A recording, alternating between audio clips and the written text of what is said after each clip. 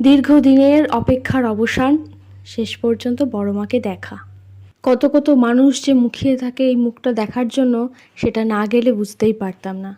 হে everyone, good morning. আজকে আমরা যাব বড় মার কাছে। তাই সকাল সকাল স্নান করে রেডি হয়ে যাচ্ছি বড় মার কাছে। আমার বাড়ির থেকে বেশি দূর নয়। আমার বিয়ে হলো এই 5 মাস।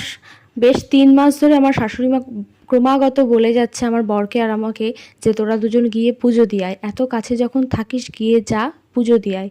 কিন্তু ওই যে আমার বর একই কথা বলে যাচ্ছে, বড় মা না ডাকলে তুমি যেতে পারবে না, কোনো না কোনো সমস্যা হয়েই যাচ্ছে শনি মঙ্গলবারে। আর এই যে এই ভদ্রলোক খুব ব্যস্ত, একে ধরে আনতে পেরেছি এই অনেক। সারাদিন অফিসের ফোন, দীর্ঘ অপেক্ষার পর দেখলাম বড় মার মুখ।